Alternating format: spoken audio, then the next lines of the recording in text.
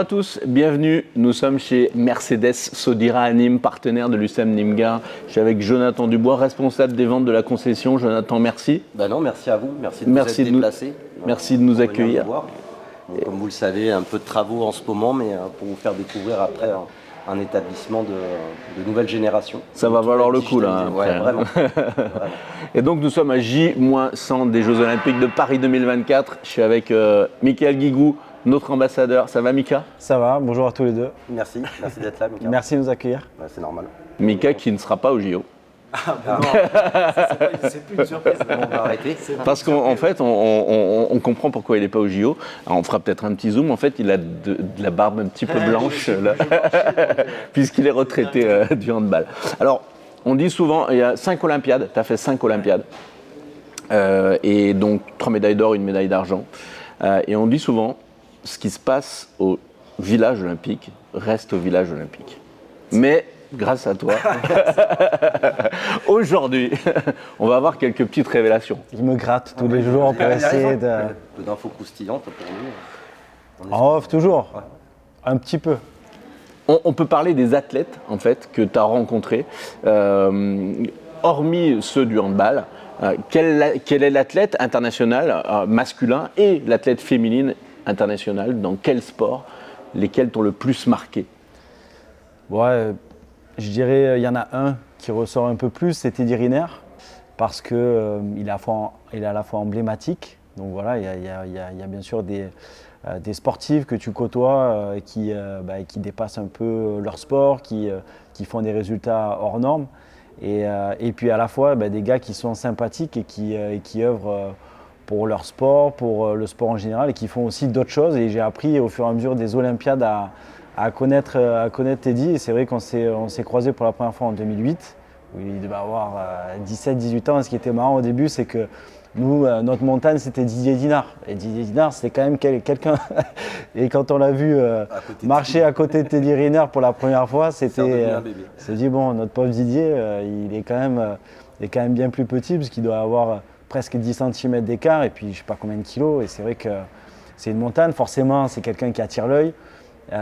Mais toujours avec le sourire, toujours avec la banane, toujours à échanger avec tout le monde. Donc, et puis encore aujourd'hui, de temps en temps, je l'ai par texto, on s'appelle, et c'est vrai que il faut un peu le motiver pour aller chercher cette dernière compète, ces derniers jeux, parce que c'est difficile. Arrive à un âge aussi où il y a une nouvelle génération qui arrive, où c'est aussi un sport individuel, il faut toujours se relancer. On l'a vu récemment sur ses déclarations, là, sur son dernier tournoi, où c'était un peu dur, il n'a pas pris trop de plaisir.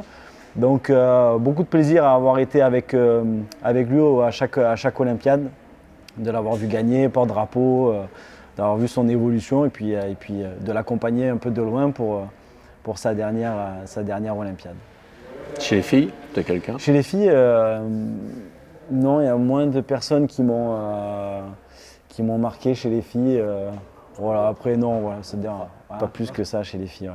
Mika, quel est ton meilleur souvenir sur les 5 Olympiades, toutes confondues?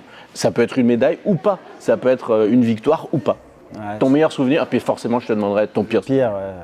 On va commencer par le pire. Forcément, quand il y a 5 Olympiades, 4 médailles, alors forcément, grosse déception, c'est la médaille d'argent à Rio, parce qu'on était capable d'enchaîner 3 titres olympiques à la suite, et on avait l'équipe, et on n'a pas fait la finale qu'il fallait pour pouvoir y arriver. Et ça a été très dur à avaler, mais le fait d'avoir gagné derrière les Jeux Olympiques à Tokyo, ça a quand même balayé cette médaille d'argent. Le pire souvenir, c'est quand même les premiers Jeux. Les premiers Jeux, pour moi, c'est ma première compétition, c'est une grande découverte, c'est plein de choses qui se passent en même temps. J'ai 21 ou 22 ans. J'ai envie de profiter du moment. Jackson Richardson est porte-drapeau, tout est beau. On finit premier de la poule pour aller en quart de finale pour jouer un 4e. Et là, tout s'écroule avec une défaite contre la Russie, un match qui n'est pas bien préparé, Ça a été très très dur, parce que les Jeux Olympiques, c'est forcément magique quand tu y es, c'est forcément beau, mais ça reste une compétition dans laquelle tu t'es encore plus investi. Et quand là, tout s'écroule, ça a été très dur.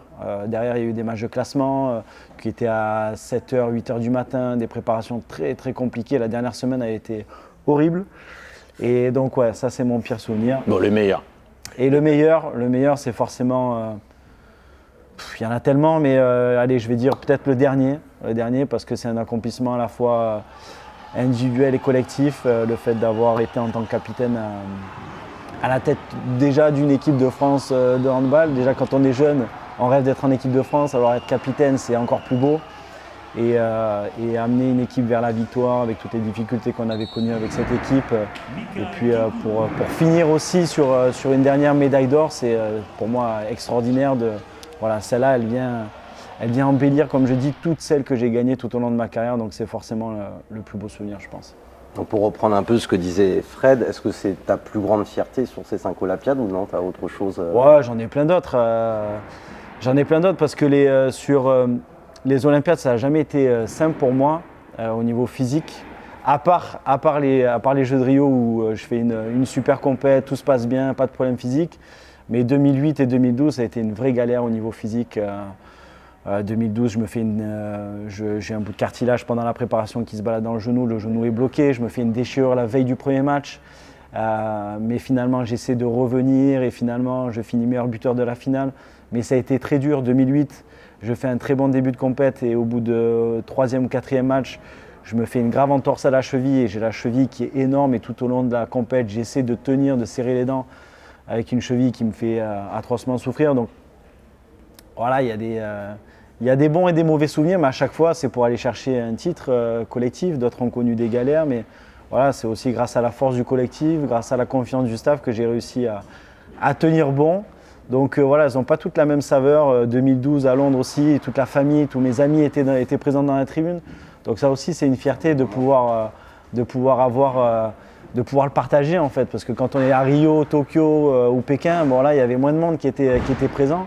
C'était plus la solidarité entre les athlètes olympiques. Mais Londres, ça a été vraiment beau parce qu'on a pu la partager avec tout le monde. Et ton plus grand regret? Plus grand regret, j'en ai pas forcément. Est-ce que c'est le fait de ne pas participer à des Jeux Olympiques en France? Oui et non. Il a failli y avoir pas.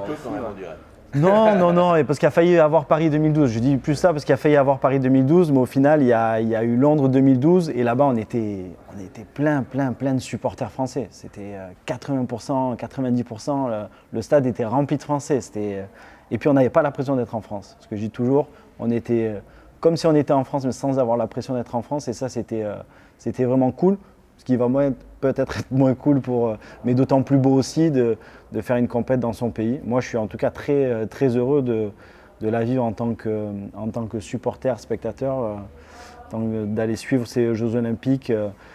Parce que aussi, je suis sur d'autres missions, sur le partage auprès des jeunes, notamment ce que je fais des fois à l'école là, pour transmettre aussi la passion du sport, les besoins et ce que peut apporter le sport. Donc voilà, je suis dans d'autres choses et je serais très heureux d'être derrière pour accompagner l'équipe de France olympique qui va aller, je pense, gagner un maximum de médailles. On revient sur ce qui se passe au village olympique et regarde ses yeux. Regarde ses yeux. Oui, parce que il veut tout savoir. Je vais te demander 2 anecdotes, la plus drôle et la plus sulfureuse. Ouais. La plus drôle, je ne sais pas si c'est la plus drôle, mais il y a quand même notre ami Usain Bolt qui était quand même la star, la méga star. Quand on est aux Jeux Olympiques dans un village, il y a bien sûr que tous ceux qui sont présents, c'est quand même les stars de leur sport. Mais il y a quand même les superstars comme peuvent être les basketteurs américains ou les athlètes. Et Usain Bolt, c'était vraiment la référence. Et forcément, à un moment, tu voyais un attroupement et il avait une espèce de triangle devant lui avec une dizaine ou une quinzaine de personnes qui le gardaient. Et lui qui était au milieu, qui marchait comme ça. Et il y a une petite anecdote, c'est un handballeur norvégien qui voulait gratter un autographe. Il n'a pas accepté, mais par contre 10 mètres plus loin, il y a 2 blondes qui sont arrêtées auprès de lui, qui ont demandé à prendre des photos et tout. Et là, bizarrement, il s'est arrêté, il a pris le temps. Voilà. Bon, celle-ci, on garde pour nous. Voilà, tu vois, celle-là, c'est... Toi, tu faisais pas pareil, en fait. Moi, dès qu'on venait me prendre une photo, blonde ou monsieur, ou brune, j'acceptais forcément. Mika, j'ai une petite surprise pour toi en fait, c'est quelqu'un que Mika connaît très bien. Il m'a envoyé une petite vidéo et donc je vais te la montrer, puis forcément vous allez aussi la découvrir en même temps que Mika. Mika, elle n'est pas du tout au courant. Alors une petite anecdote sur Mika, j'en ai pas mal, j'en ai beaucoup en fait, mais une qui me revient toujours en mémoire, c'est notre initiation, notre séquence d'initiation, d'introduction en équipe de France, Mika et moi. C'était au bout de 5 sélections, on a commencé ensemble, donc on a été introduits ensemble, on a dû se déguiser lors d'un match à Marseille, trouver un déguisement en une demi-heure. Et Mika, on l'a déguisé en passe-partout, et moi en Hulk, et on s'est baladé sur le port et on a dîné avec l'équipe de France déguisée comme ça. On a dû aller faire quelques gages aussi et ça a été une grande soirée et je pense qu'une soirée très réussie et qui a lancé notre carrière à tous les deux en équipe de France de la plus belle des manières et qui a initié notre réussite et je pense que sans ça on n'aurait pas gagné autant de médailles, Mika. Mika, en passe-partout. Et ouais, mon surnom en fait c'était le nain à Montpellier. Je sais pas, il y avait un sketch et puis il y avait un match où j'avais dribblé tellement bas, il m'avait dit mais il le cherchait le nain, il le cherchait. Donc du coup c'est resté et forcément à Montpellier il y avait beaucoup de joueurs de l'équipe de France et quand il a fallu trouver un déguisement, bon Nico forcément en Hulk et moi en passe-partout, c'était assez rigolo et en effet en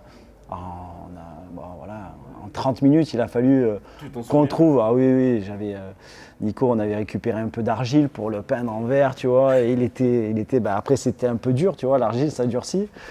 C'est une super expérience. Et en effet, ça fait partie un peu des moments qui sont importants pour rentrer, pour se sentir introduit dans une équipe. Et c'était fait de manière vraiment à la cool. Et on avait passé une super soirée. En plus, je pense que c'était à la fin de la saison, on venait de gagner la Ligue des Champions avec Montpellier. Donc c'est une année où on gagne la première Ligue des Champions pour notre pays et on découvre l'équipe de France. Et puis derrière, ça lance plein de belles choses, plein de belles médailles. Il y a une carrière, bien sûr, avec Nico qui a été longue et belle, de quasiment 19 ans ensemble. On va terminer par une séquence rapide, Mika par Mika. On va un peu sortir des JO, mais pour te connaître un petit peu mieux, si Mickaël Guigou était une chanson, ça serait laquelle ? Alors j'ai recherché le nom parce que je ne le connaissais pas bien, c'est Tado de Masego. Alors je ne sais pas si tu vas la passer du coup, si on va entendre un fond sonore, tu vas être capable de nous faire ça. Non, j'aime beaucoup. On va demander à on a des spécialistes qui vont arriver à nous faire ça. Mais c'est un son qui rassemble un peu tout ce que j'aime, c'est un son un peu jazzy, à la cool. Avec à la fois du sax, un peu de piano, un peu de tout en fait. Et si ça fait partie des musiques qui me représentent le plus, je pense que ça serait celle-là parce qu'elle est à la fois détente mais elle est profonde, j'aime beaucoup. Si Mickaël Guigou était une série télé. Une série, ouais, il y en a plein, mais comme on est un peu dans le handball, je vais dire H. Parce que c'est une série qu'on a énormément regardée avec Lucas Ballot pendant le Mondial 2009. Et forcément, quand tu es en compétition, que tu es loin de chez toi et que par moment tu te fais des petits kiffs comme ça sur des séries où tu pars ailleurs, où l'humour et voilà, tu t'évades et tu te déconnectes et puis l'humour était vraiment cool et toujours un peu d'actualité quand tu revois aujourd'hui cette série, mais c'est vraiment une série qui m'a bien accompagné, ouais, carrément. Si Mickaël Guigou n'était pas le handball, ce serait quel sport, Mickaël Guigou ? Du basket, j'aime beaucoup la NBA. J'aime beaucoup J'ai toujours aimé un peu le spectacle dans le sport et je trouve que ce sport amène beaucoup de moments où il peut y avoir du spectacle, à la fois pour des petits gabarits, des grands gabarits. Il y a du spectacle pour tout le monde sur les dribbles, sur les passes, comme on a les kung-fu, il y a les hula-hoop là-bas. J'aime beaucoup ce sport, même aussi dans la manière où il se développe. Il essaie de développer les individus, comme moi j'essaie de faire aujourd'hui avec les jeunes handballeurs. Donc c'est pour moi un sport qui m'apporte beaucoup et que je regarde beaucoup. Mika, merci beaucoup. Merci de ta disponibilité. Je suis un petit peu déçu au niveau des anecdotes parce que tu me les avais déjà racontées et je pensais en apprendre. Tu sais, Fred, que ce qui se dit entre nous aussi reste entre nous. C'est ça. Jonathan, merci beaucoup de nous avoir accueillis, d'avoir fait un petit peu stopper les travaux pendant quelques minutes. Il restera quelques petits bruits, on est désolé. Merci moi en tout cas à vous deux et au staff aussi derrière pour passer un petit peu de temps avec nous. Et puis, on va vous revoir très très vite quand les travaux seront terminés. On fera une belle soirée. On viendra vous voir. Merci beaucoup, merci à vous. JO de Paris dans 100 jours. On se retrouve avec Mika sans doute dans 50 jours. À très bientôt.